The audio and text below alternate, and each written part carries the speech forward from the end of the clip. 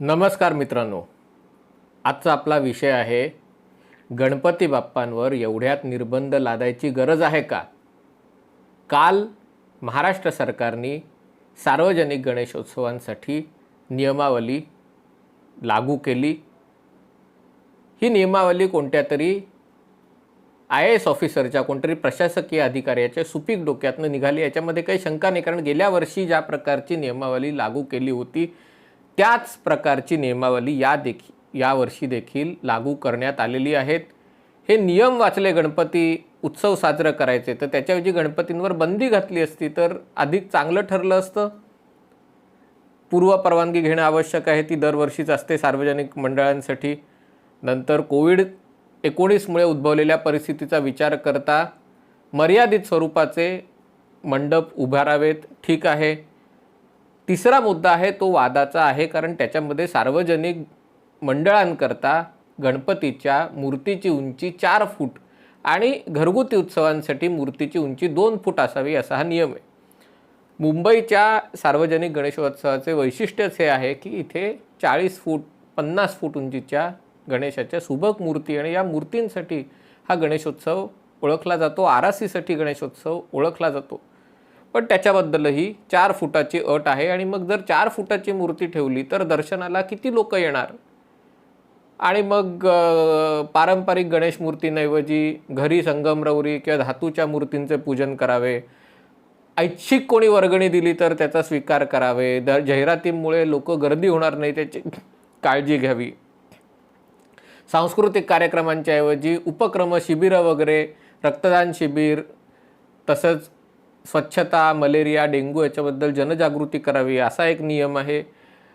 आणि सगळ्यात महत्त्वाचं म्हणजे हा 7वा नियम आहे आणि जर तो लागू असेल तर पुढच्या गोष्टींची खरंच एवढ्या आधी या गोष्टी करायची गरज नव्हती। कारण level of restrictions for breaking the chain म्हणजे ते ब्रेक द चेनच्या अंतर्गत जे 5 स्तर करण्यात आलेले आहेत आणि अन्य वेगवेगळ्या नियमानुसार परिपत्रकानुसार जे निर्बंध आहेत ते कायम राहतील।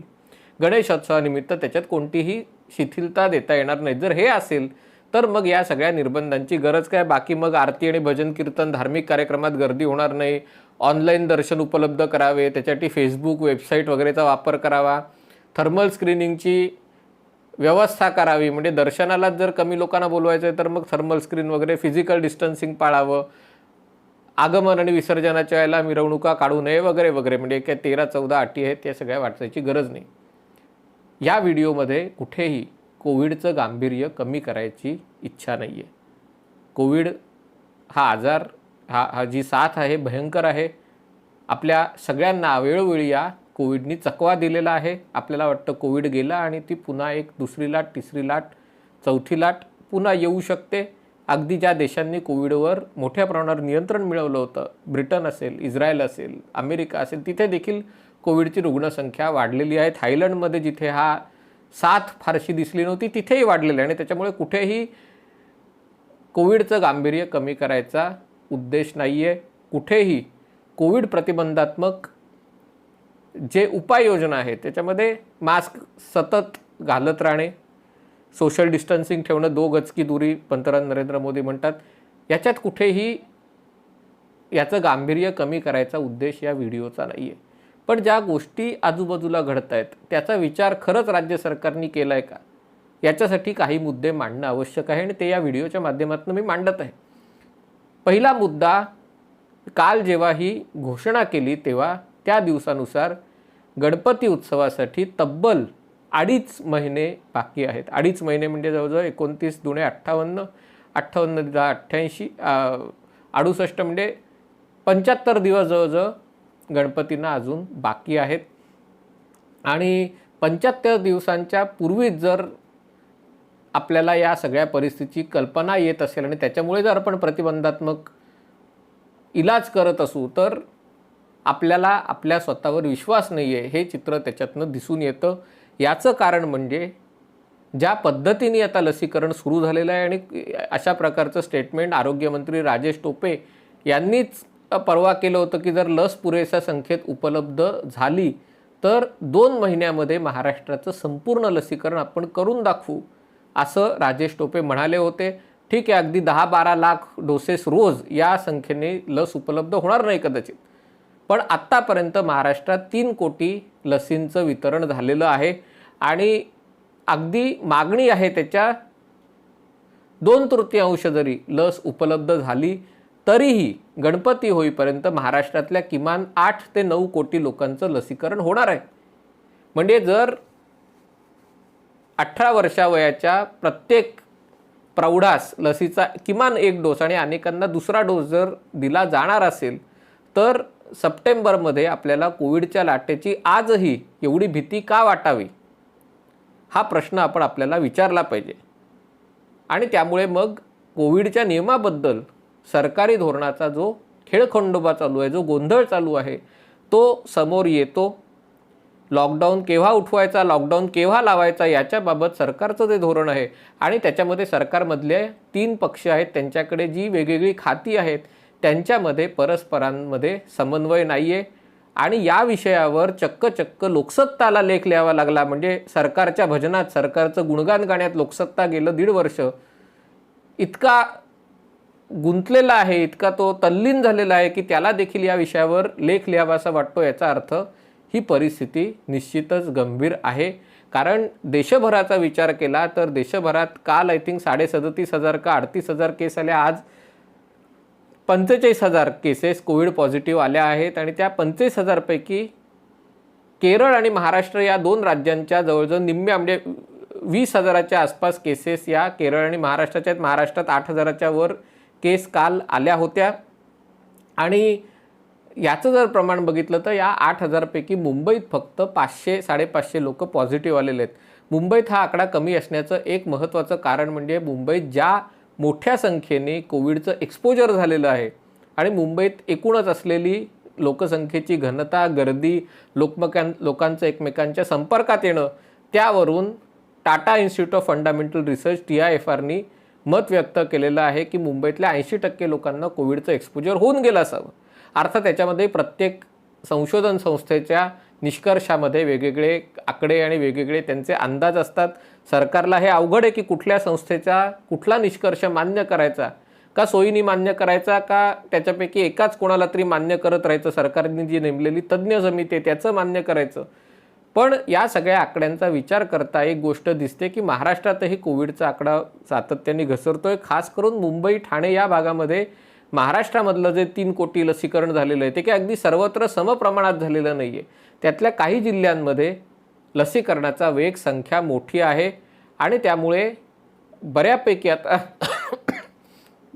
लोकल प्रवास आणि ह्या अजूनही त्याच्यावर निर्बंध असले तरी अनेक लोक प्रवास करतायत. अन्य गोष्टींमध्ये दुकानात आणि बाजारात सगळीकडे गर्दी होते.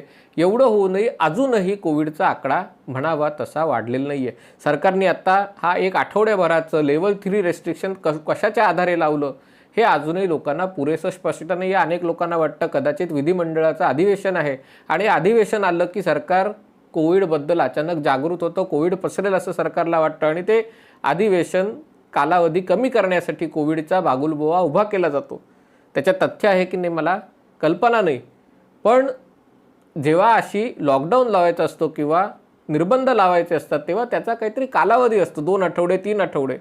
अचानक तुम्ही अनलॉकडाऊन करता आणि अनलॉकडाऊन करताना अचानक पुन्हा लॉकडाऊन करता आणि त्या लॉकडाऊनला काही ठोस असं कारण नसतं की डेल्टा प्लसची साथ आली, बातमी आली म्हणून तुम्ही लगेच लॉकडाऊनचा निर्णय घेता, म्हणजे लॉकडाऊनमुळे निर्बंधांचा निर्णय घेता आणि मग दुसऱ्या दिवशी बातमी येते की डेल्टा प्लसचे रुग्ण रत्नागिरीत बरे झाले आणि तो धोका आहे तेवढा नाही.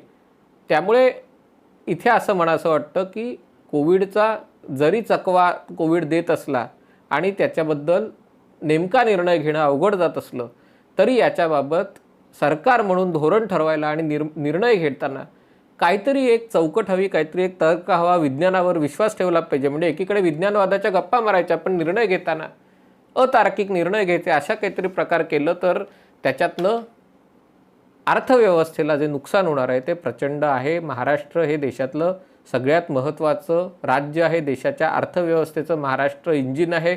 महाराष्ट्राची अर्थव्यवस्था खूप मोठ्या प्रमाणावर सेवा क्षेत्रावर अवलंबून आहे आणि जेव्हा असे हॅफहॅझार्डली म्हणजे मध्येच तुम्ही म्हणजे खास करून जेव्हा फेब्रुवारीमध्ये कोविडची संख्या दुप्पट होत होती 2,500 ते 5,000, 5,000 ते 10,000, 10,000 ते 20,000, तोपर्यंत म्हणजे फेब्रुवारी एंडपासून एप्रिलपर्यंत कुठले निर्बंध लावले नाहीत, निर्बंध कमी कमी करत गेले.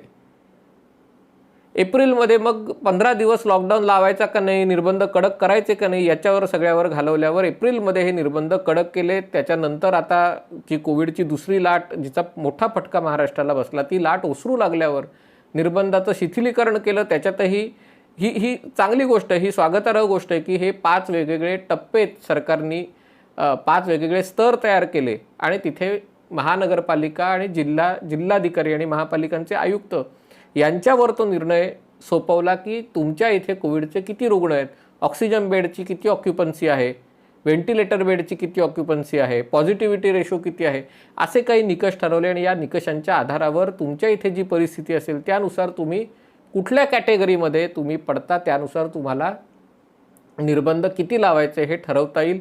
आणि त्याच्यातही अंतिम निर्णय शेवटी त्या महापालिका आयुक्तांना दिला, म्हणजे जबाबदारीचं निश्चितीकरण केलं. पण जर जबाबदारीचं निश्चितीकरण केलं तर मग अवघ्या 2-3 आठवड्यामध्ये पुन्हा आठवडाभरासाठी लेवल 3चे रिस्ट्रिक्शन्स लावणं. आता रेल्वे बाबतीतही तेच झालं की रेल्वेमध्ये आता मुख्यमंत्र्यांनी घोषणा केली की कोण प्रवास करतं, अनधिकृतपणे लोक प्रवास करतात, ते कंट्रोल करायला शासनाकडून काहीतरी ओळखपत्र वगैरे दिली जातील.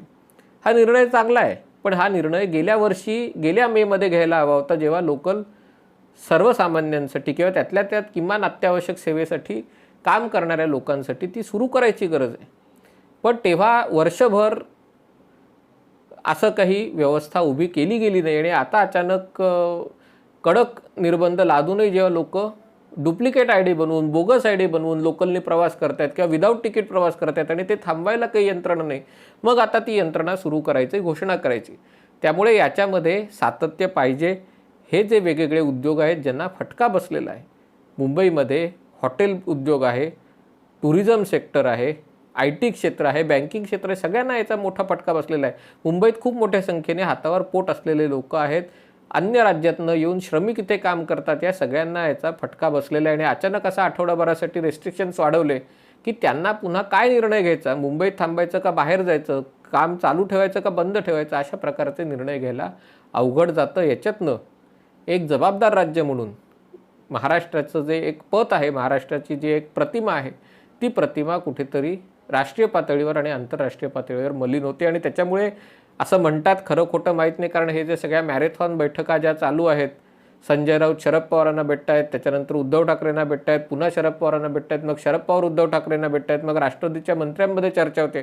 या सगळ्या चर्चाचरणामध्ये एक गोष्ट स्पष्ट केली गेलेली आहे, ती म्हणजे हे जे लॉकडाऊनबद्दलचं जे धोरण आहे त्याच्याबद्दल आपली नापसंती शरद पवारांनी सरकारला, उद्धव ठाकरेंना मुख्यमंत्री म्हणून कळवलेली आहे, अशी बातमी निदान वाचनात आली. जर तसं असेल तर ते स्वागतार्ह आहे.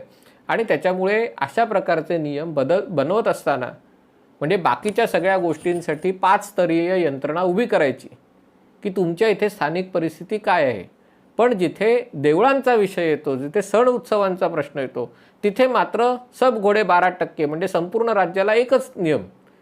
म्हणजे जर तुमचं शहर किंवा तुमचा जिल्हा जर कॅटेगरी 1 मध्ये येत असेल किंवा म्हणजे जिथे सगळ्यात कमी कोविडची संख्या असेल तिथे जर येत असेल, तर तुम्ही एक प्रकारचे निर्बंध बाकीच्या गोष्टींसाठी लावणार असाल, बिअर बारलासाठी लावणार असाल, दारूच्या दुकानांसाठी लावणार असाल, दुकानांसाठी लावणार असाल, तर मग देवळांसाठी, मशिदींसाठी, चर्चसाठी राज्यव्यापी निर्णय का? तोच मुद्दा आषाढी एकादशीबद्दल किंवा वारीबद्दल. याला वारीबद्दलचं हे मी समजू शकतो, कारण लाखोंच्या संख्येने लोक काही दिवस एकमेकांच्या सानिध्यात येतात आणि त्यामुळे त्या सानिध्यात असताना कोविड होण्याची शक्यता असते. त्यातल्या मानाच्या पालख्या फक्त काही निवडक पालख्यांना ST बसनी नेण्याच्याऐवजी आणखीन पालख्यांना जर परवानगी दिली असती तर सोशल डिस्टन्सिंगचं पालन करून त्याचा जाणं शक्य असतं. पण तरी हे समजू शकतो, कारण ते 7-15 दिवस त्याला लागतात. गणपतींच्या बाबतीत आत्ताच निर्बंध घोषित करायची घाई करायच्याऐवजी जर आत्ता नुसतं मूर्तीची उंची, त्याच्यावरची जी बंधनं आहेत ती जर सैल केली असती, मोठ्या मूर्ती येऊ देत आणि त्याच्यात जी अट राज्य सरकारने घातली ती कायम ठेवावी. कारण त्या भाद्रपद महिन्यामध्ये किंवा श्रावणाच्या उत्तरार्धात जी परिस्थिती असेल, ऑगस्टमध्ये जी परिस्थिती असेल, त्यानुसार गणपतींमध्ये कुठल्या स्तराचे निर्बंध लावता येईल हे ठरवता येईल. मूर्तींची उंची कायम राहिली, धरून चाला की मोठ्या मूर्ती गणपतीमध्ये बसवल्या जातील. पण जर कोविडची संख्या वाढली तर मग त्यांचं दर्शन बंद करता येईल. दर्शन फक्त व्हिडिओद्वारे ऑनलाईनद्वारे करता येऊ शकेल. आणि त्याच्यामुळे गर्दी कशी टाळायची याचे अनेक उपाय आहेत.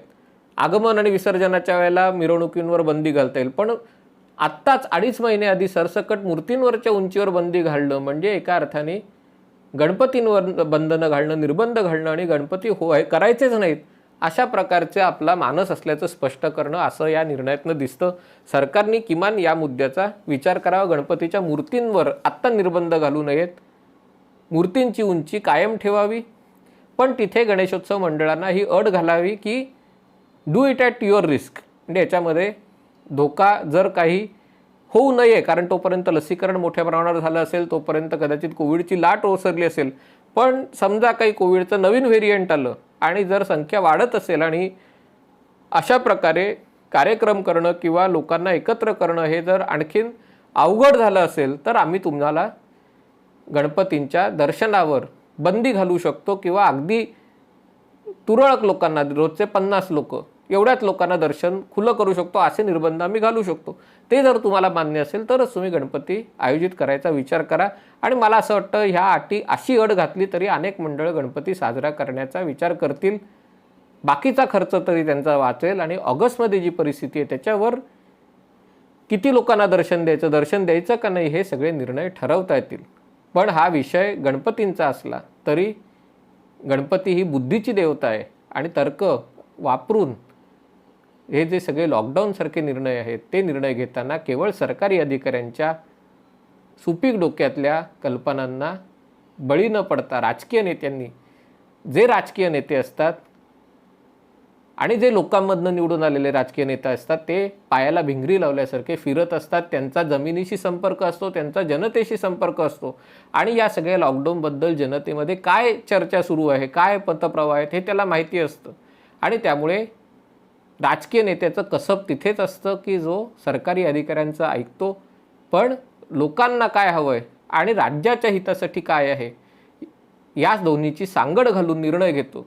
तसा निर्णय महाराष्ट्र सरकारने घेण्याची अपेक्षा आहे. ते अजूनही घ्यायला ती संधी आहे, कारण गणपतींना अजून जवळजवळ 2.5 महिने बाकी आहेत. सरकारने तो निर्णय घ्यावा अशी सरकारला नम्र विनंती. तुर्तास इथे सांगतो. पाहत रहा MH14.